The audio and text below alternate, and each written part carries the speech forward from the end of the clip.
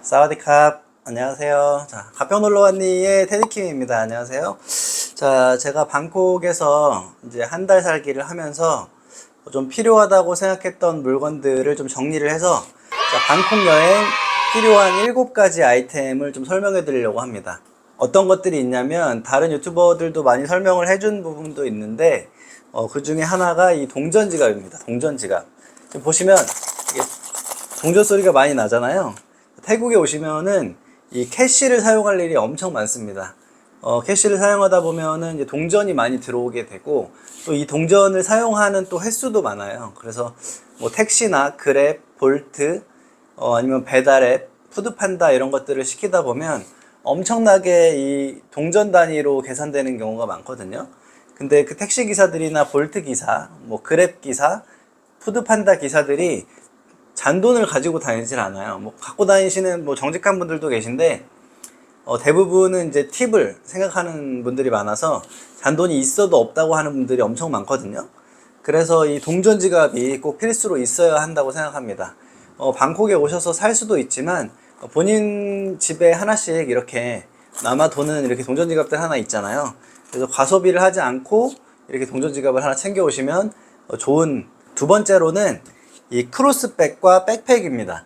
이게 왜 필요하냐면 당연하겠지만 지갑을 넣어 갖고 다녀야 되고, 또 클럽 같은 곳에 가려면 여권이 필요한데 그 여권 사본이나 이런 것들을 이 작은 가방에 보관하고 다녀야겠죠. 그리고 또 쇼핑 여러분들 많이 하실 거잖아요. 이게 저도 이런 전통시장이나 짝두짝 마켓, 야시장을 갔다 와 보면 좀 한보따리를 좀 사게 되더라고요. 근데 그걸 매번 손에 이렇게 들고 여행을 하다 보니까 엄청 불편을 했어요. 저는 또 이렇게 유튜브 촬영도 하다 보니까 카메라도 들어야 되고 짐도 들어야 되다 보니까 엄청 손이 불편했는데, 이 백팩 하나가 있으니까 이 모든 게 해결이 됐습니다. 내가 산 물건들 모두 이 백팩에 집어넣고 이렇게 메고 다니니까 손이 너무 자유로워져서 여행하기가 좀 더 편했다는 생각이 들었습니다. 세 번째로는 방콕은 역시 동남아시아고 겨울 시즌이어도 햇빛이 강하게 비추기 때문에 이런 선글라스나 고글이 꼭 필요합니다. 그냥 맨눈으로 다니기에는 좀 햇살이 너무 강해서 이렇게 눈을 제대로 뜰 수가 없는 상황들이 많이 생겨요. 그래서 예쁜 야외 카페나 이런 야외 시설들에 뭔가 앉아 있거나 뭔가를 즐기려고 할 때 햇빛 때문에 좀 불편한 경우가 많거든요. 그래서 이 선글라스나 고글을 준비해 갖고 오시면은 좀 더 이제 눈을 보호하면서 즐거운 여행을 할 수 있지 않을까 생각이 됩니다. 그리고 네 번째로는 네 번째로는 이 선크림인데요. 자, 선크림 뭐 태국 가서 사도 되겠지라고 생각하시는 분들 많을 거예요. 근데 각자 저마다 피부 타입이 다르실 텐데 한국에서 쓰던 이런 선크림을 가지고 오신다면 과소비하지 않고 본인만의 스킨 타입에 맞는 선크림을 사용할 수 있지 않을까 생각이 됩니다. 저도 한국에서 갖고 온 선크림이 다 떨어져서 태국 백화점에서 선크림을 사려고 보니까 생각보다 고품질의 선크림의 가격은 한국과 크게 다르지 않았어요. 그러니까 한국에서 선크림을 챙겨 오시면 좀 더 절약하는 여행이 되지 않을까 생각이 됩니다. 자, 다섯 번째로는 여러분 가지고 계신 이 손수건인데요. 왜 손수건이 필요하냐고 물어보시는 분들 많은데 태국 이곳저곳을 다니다 보면 머리에서 땀이 그냥 자연스럽게 줄줄줄 나는 경우가 많습니다. 여성분들 같은 경우에는 이 파우더가 흘러내리거나 파운데이션이 흘러내려서 이 옷깃을 많이 이제 더럽히는 경우가 많고, 남성분들 같은 경우에는 이런 찝찝한 기분을 느끼게 하는 게 이 땀이거든요.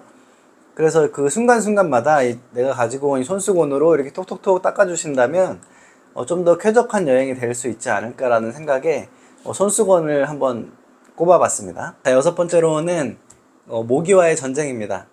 태국은 모기가 엄청 많습니다. 그래서 잠을 잘 때마다 모기와의 전쟁이 시작이 되는데, 한국에서 이렇게 홈매트와 버물리를 준비해 가지고 오시면 그 전쟁에서 해방될 수가 있습니다. 태국에 가서 약 사면 되는 거 아니에요? 라고 물어보시는 분들 계신데, 저도 이렇게 태국에서 모기에 물리는 약을 사서 발라보긴 했는데 효과가 많이 떨어집니다.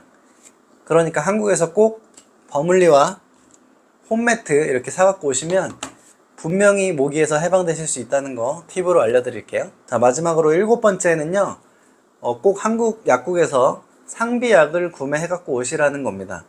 방콕 여행 중에 나는 안 아플 거야, 나는 건강해 라고 생각하는 분들 많으실 텐데 절대 그렇지 않습니다.